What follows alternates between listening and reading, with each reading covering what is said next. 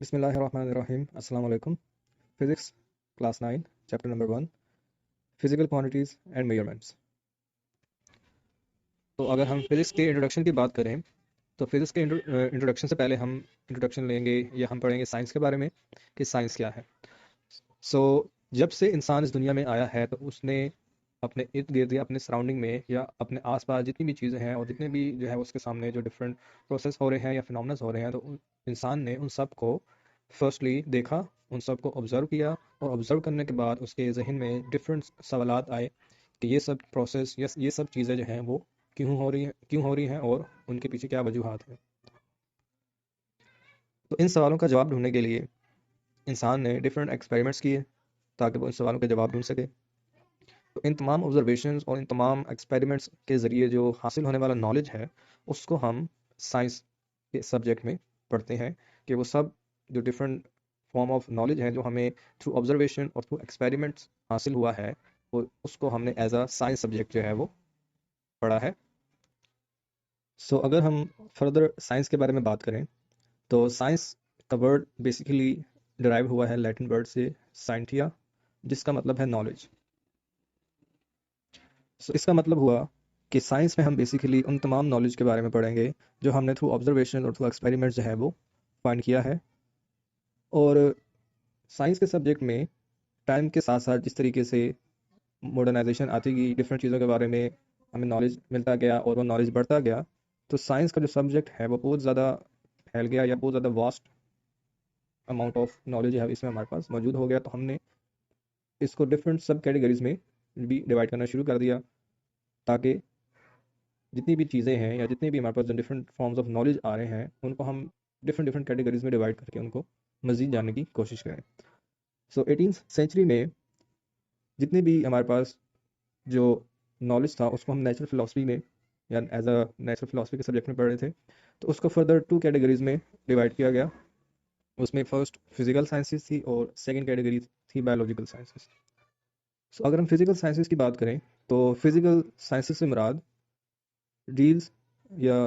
Physical sciences deals with the study of non living things. जैसा कि हमें word physical से भी नज़र आ रहा है कि फिजिकल से मुराद हर वो चीज़ जो हमें फिजिकली नज़र आती हो। और हम उस बात करें फिजिकल साइंसेस के बारे में जो कि नेचुरल फिलोसफी की फर्स्ट ब्रांच है, तो फिजिकल साइंसेस डील करता है, स्टडी करता है नॉन लिविंग थिंग्स के बारे में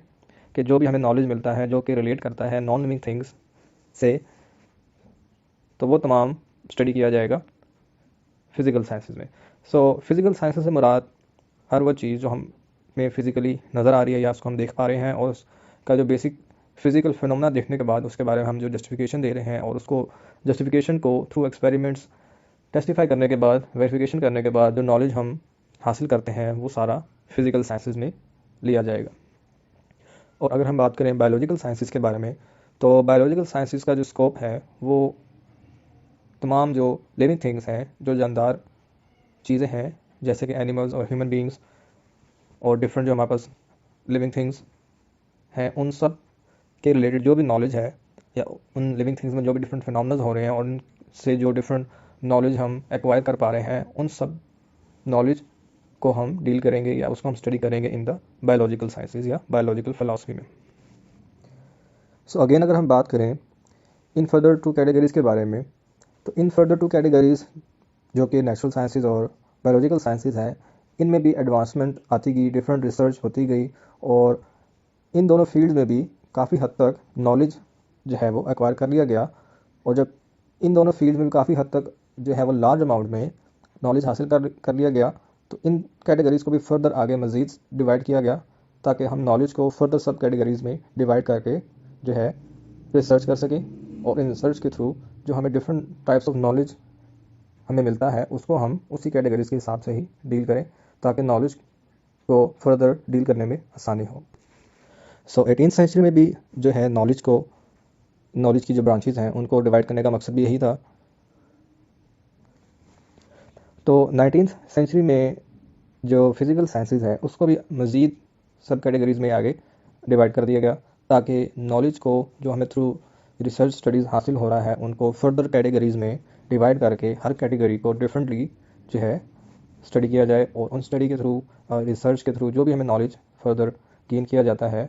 उस गेन नॉलेज को उसी कैटेगरी में हम स्टडी करें, ताकि जो वास्ट अमाउंट ऑफ नॉलेज है उसको एक सिस्टमेटिक वे में लेकर चलें। हमारे पास जो कैटेगरी है वो फिज़िक्स है, देन हमारे पास chemistry, then astronomy, geology and then metrology. अगर हम फिज़िक्स के बारे में बात करें यहाँ पर, तो फिज़िक्स का जो वर्क ऑफ स्टडी है या वो जिस सब्जेक्ट मैटर से डील करता है वो डील करता है मैटर और एनर्जी, और मैटर और एनर्जी रिलेटेड जो चेंजेस हो रहे हैं, ये जो प्रोसेस हो रहे हैं डिफरेंट, वो क्यों हो रहे हैं और किन रूल्स के थ्रू हो रहे हैं, या एनर्जी टू मैटर चेंजेस हो रहे हैं तो वो चेंजेस क्यों हो रहे हैं और किन रूल्स के थ्रू किए जा रहे हैं, सॉरी किन रूल्स के थ्रू हो रहे हैं, और उन चेंजेस में ऐसा क्या रिलेशनशिप है जो मैटर और एनर्जी को एक दूसरे से रिलेट करता है। तो उन रिलेशनशिप के बारे में जो भी स्टडी है वो फिजिक्स में डील की जाएगी। अगर हम बात करें केमिस्ट्री सब्जेक्ट की, केमिस्ट्री सब्जेक्ट का जो स्कोप है या जो वर्क ऑफ स्टडी है वो डिपेंड करता है सब्सटेंसेस के ऊपर और उन सब्सटेंसेस में होने वाले केमिकल रिएक्शंस के ऊपर, कि कौन कौन से सब्सटेंसेस हैं वो किस तरह से बिहेव करते हैं, किस तरह के केमिकल रिएक्शन जो है वो कैरी आउट करते हैं, या उन केमिकल रिएक्शंस के बिहाइंड क्या मैकेनिज्म है, और उन मैकेनिज्म के बारे में हम डिफरेंट जो है वो नॉलेज गेन करते हैं। तो ये सब चीज़ें जो है वो केमिस्ट्री में हम स्टडी करते हैं।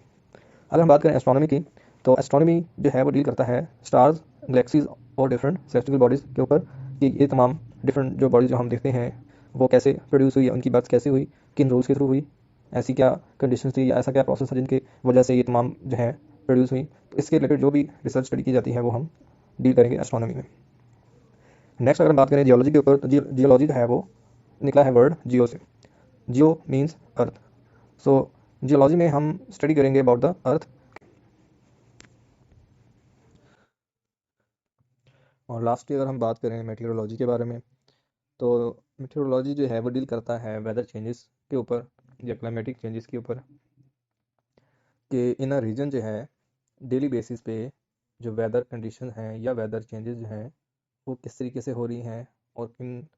डिफरेंट कंडीशंस की वजह से ऐसी वेदर कंडीशन जो है वो उन एरियाज़ में होती है, या डिफरेंट एरियाज़ में जो क्लाइमेटिक चेंजेस हैं उनके पीछे क्या रूल्स हैं या उनके पीछे क्या ऐसे फैक्टर्स हैं जिनकी वजह से डिफरेंट क्लाइमेटिक रीजन्स जो हैं वो डिफरेंट क्लाइमेटिक वेदर्स या डिफरेंट वेदर्स शो करते हैं। तो इन सब के हवाले से जो भी नॉलेज हम एक्वायर करते हैं उनको जो है वो डील किया जाएगा या स्टडी किया जाएगा इन द मेटीरियोलॉजी। सो अभी हम स्टार्ट करेंगे अबाउट द फिज़िक्स। तो फिज़िक्स के हम बेसिक डेफिनेशन देख लेते हैं कि physics is a type of study that deals with the study of matter, energy and their relationship. तो फिज़िक्स में हम डील करते हैं अबाउट द मैटर, और मैटर के बाद हम स्टडी करते हैं अबाउट द एनर्जी, और इसके बाद हम डील करते हैं कि मैटर टू एनर्जी क्या चेंजेस हो रहे हैं या एनर्जी टू मैटर क्या चेंजेस हो रहे हैं और वो किन रूल्स के थ्रू हो रहे हैं और उनके दरमियान क्या रिलेशनशिप है। तो इन सब थिंग्स के अराउंड जो भी हम नॉलेज एक्वायर करते हैं वो सब स्टडी किया जाएगा in the field of physics. तो फिज़िक्स में भी आगे फर्दर डिफरेंट कैटेगरीज में नॉलेज को डिवाइड किया गया है, और हम उन कैटेगरीज को भी यहाँ पर ब्रीफली डिस्कस करते हैं। सो ब्रांचेज ऑफ फिज़िक्स में फर्स्ट हमारे पास आ जाती है mechanics, then heat, sound, light, electricity, magnetism, atomic physics, nuclear physics, plasma physics, and geophysics.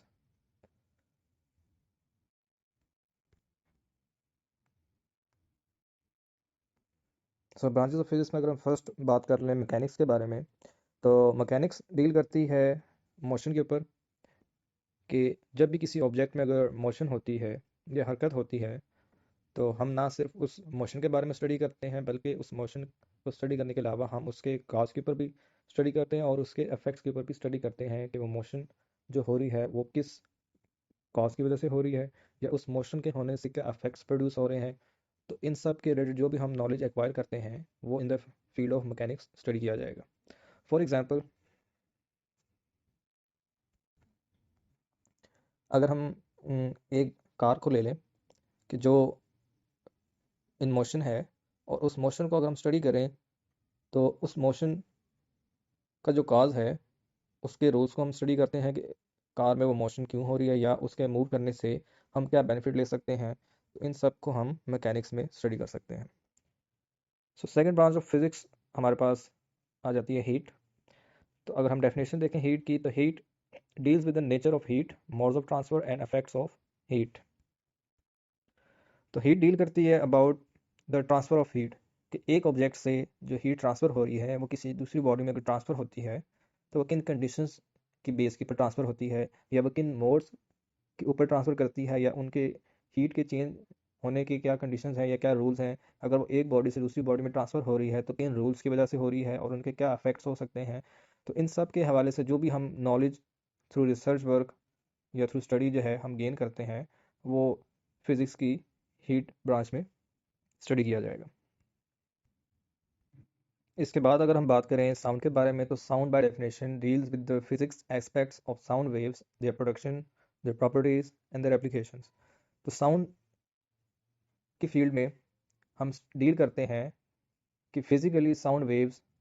के प्रोड्यूस होने के क्या रूल्स हैं या क्या अनासिर हैं या क्या कंडीशंस हैं जिसकी बेसिस पे एक साउंड वेव प्रोड्यूस होती है, या उसको किन कंडीशंस के ऊपर जो है वो प्रोड्यूस किया जा सकता है, और प्रोड्यूस होने के बाद वो किस तरह की प्रॉपर्टीज़ एग्जिबिट करता है या किस तरह की प्रॉपर्टीज़ शो करता है। उन प्रॉपर्टीज़ के रूल्स के बारे में हम जो है वो नॉलेज गेन कर सकते हैं इन दिस फील्ड। और उन साउंड एनर्जी को या साउंड वेव्स को हम जो है वो किस तरीके से यूज़ कर सकते हैं या उनके ज़रिए हम क्या बेनिफिट जो है वो हासिल कर सकते हैं, ये सब स्टडी किया जाएगा साउंड में। नेक्स्ट अगर हम बात करें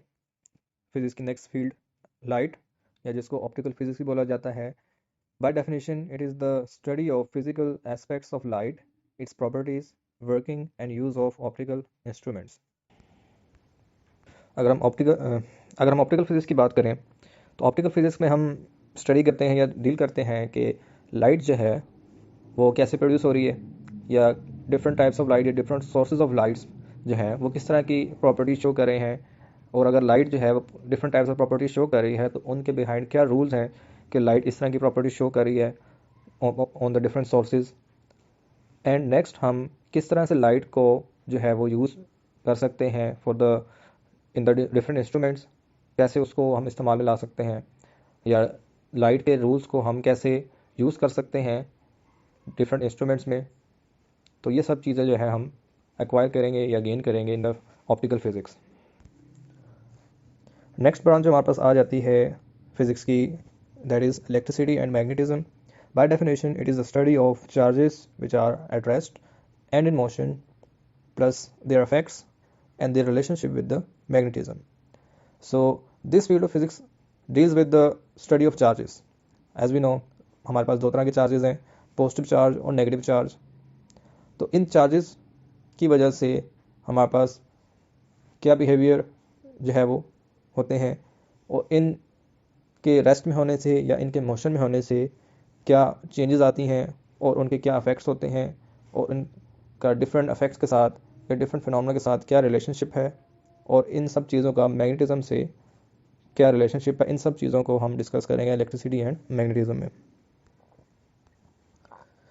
नेक्स्ट ब्रांच जो हमारे पास है वो है एटॉमिक फिज़िक्स। एटॉमिक फिज़िक्स में हम स्टडी करते हैं about the structure of atom, कि हमारे पास जो एटम है उसका स्ट्रक्चर जो है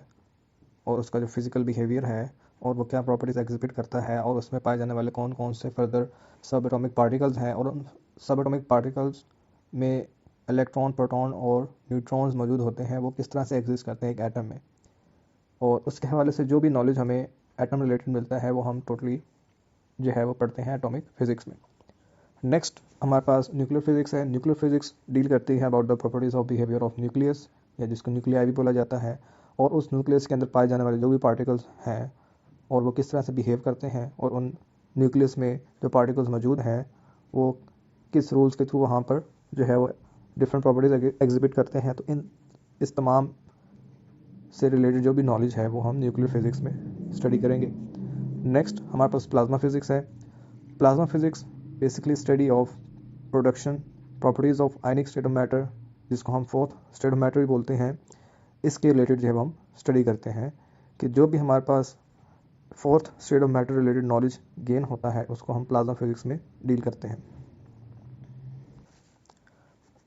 सो नेक्स्ट हमारे पास है crucial role of physics in science, technology and society, कि फ़िज़िक्स जो है वो उसका किरदार जो है वो कितना क्रूशियल है, कितना इंपॉर्टेंट है फॉर द टेक्नोलॉजी और फॉर द सोसाइटी। अगर हम इस पर डिस्कशन करें तो इन फ्यू ईयर्स साइंस ने काफ़ी हद तक जो है ग्रो किया है in terms of the knowledge, और बहुत सारी डिस्कवरीज और बहुत सारी इन्वेंशंस जो है in the field of physics जो है वो की जा चुकी हैं, और मज़ीद जो है वो इसमें advancement on the basis of different research जो है वो हो रही है। तो इस हवाले से अगर देखा जाए तो फिज़िक्स फील्ड जो है वो बहुत बड़ा क्रूशल रोल प्ले करती है,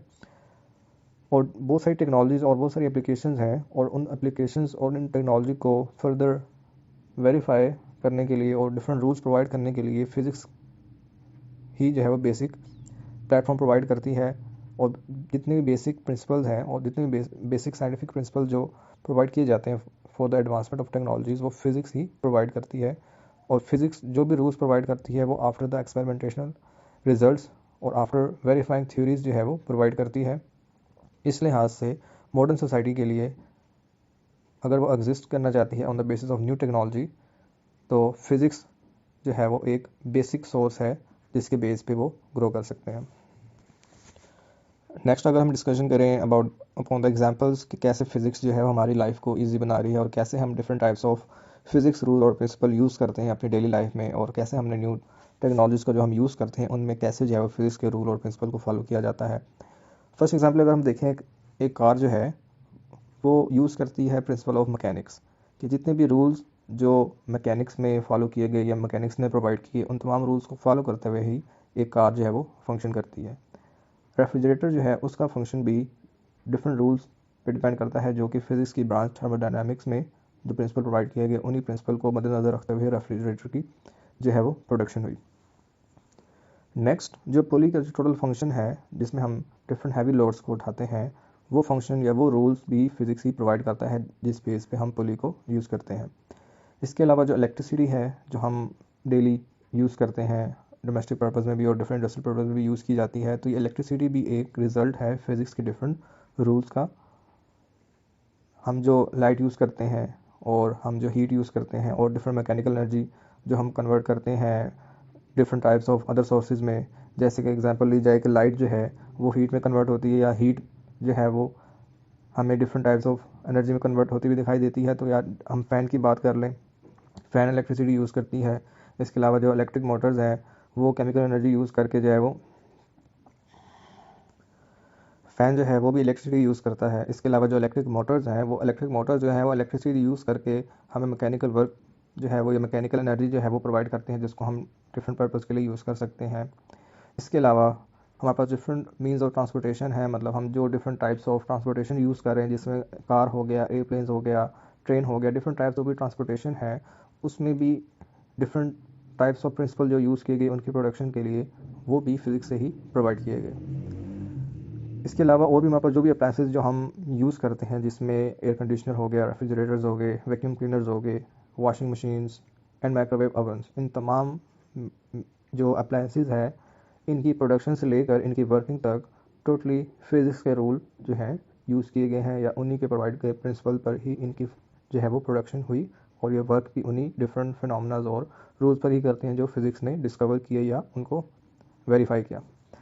next different types of means of communication जिसमें रेडियो, टीवी, टेलीफोन, कंप्यूटर्स, ये तमाम भी जो है रिज़ल्ट हैं एप्लीकेशंस ऑफ फिज़िक्स का। और इन तमाम अप्लायंसेस को यूज़ करके ज़ाहिरी बात है कि हम अपने लाइफ को इजी बनाते हैं और अपने डिफरेंट काम को जो हम डेली लाइफ में जो है वो परफॉर्म करते हैं उनको मज़ीद ईजी बनाते हैं इन्हीं तमाम अप्लायंसेस का यूज़ करके। इसमें जो इसमें अगर हम मज़ीद बात करें मोबाइल फ़ोन की, तो मोबाइल फ़ोन जो है एक बहुत सब कह लें कि सबसे ज़्यादा इस्तेमाल किया जाने वाला अप्लायंसेस है इस टाइम दुनिया में, जिसको हम इस्तेमाल करते हैं, और इसके ज़रिए ना सिर्फ हम डिफरेंट फंक्शंस परफॉर्म कर सकते हैं बल्कि हम बहुत सारा काम जो है वो अपने मोबाइल के ज़रिए परफॉर्म करके अपनी लाइफ को बहुत ज़्यादा ईजी बनाते हैं। हम डिफरेंट टाइप्स ऑफ फंक्शन जो परफॉर्म करते हैं उसमें हमारे पास जो है कॉलिंग फंक्शन, हम डिफरेंट लोगों से वर्ल्ड वाइड बात कर सकते हैं, हम पिक्चर्स ले सकते हैं, हम मैसेज रिसीव कर सकते हैं, जिसके ज़रिए हम डिफरेंट टाइप्स ऑफ फंक्शन भी। इसमें अगर मोबाइल फ़ोन की बात की जाए तो मोबाइल फ़ोन बहुत सारे ऐसे फंक्शन प्रोवाइड करता है जिसके ज़रिए हम बहुत सारे कामों को अपने लिए इजी बना सकते हैं, जैसे कि हम इसके ज़रिए डिफरेंट लोगों से रब्ता कर सकते हैं एनीवेयर इन द वर्ल्ड। मतलब दुनिया के किसी भी हिस्से से अगर हमने किसी से बात करनी हो तो मोबाइल फ़ोन ही वो वाहिद ज़रिया है जिसके ज़रिए हम डिफरेंट लोगों से वर्ल्ड वाइड जो है वो ना सिर्फ इन्फॉर्मेशन ले सकते हैं बल्कि इन्फॉर्मेशन दे भी सकते हैं। प्लस मोबाइल फ़ोन हमें इंटरनेट की सहूलत भी प्रोवाइड करता है और इंटरनेट के ज़रिए भी हम बहुत सारे ऐसे फंक्शन जो है वो मोबाइल फ़ोन की मदद से कर सकते हैं जिससे हम अपनी लाइफ को काफ़ी हद तक जो है वो ईजी बना सकते हैं और बहुत सारी इन्फॉर्मेशन जो है वो हम कैरी कर सकते हैं इन द मोबाइल फ़ोन, जो हमें काफ़ी मदद फ़राहम करती है। इसके अलावा जो है हम मोबाइल फ़ोन की मदद से पिक्चर्स सेंड कर सकते हैं, पिक्चर्स ले सकते हैं, डिफरेंट टाइप्स ऑफ मैसेज हम सेंड कर सकते हैं और different type of message receive भी कर सकते हैं। इसके अलावा जो है वो हम मोबाइल फ़ोन में कैलकुलेटर, रेडियो ट्रांसमिशन वगैरह और डिफरेंट टाइप्स ऑफ जो है वो डिफरेंट एप्लीकेशंस जो कि हमें फर्दर जो है वो different types of facilities provide करती हैं। तो मोबाइल फ़ोन जो है वो इस टाइम आप कह सकते हैं कि एक बहुत बड़ा ब्रेक थ्रू प्रोवाइड करता है फॉर द पीपल कि वो इसको यूज़ करें और अपनी लाइफ को बहुत ज़्यादा ईजी बना सकें।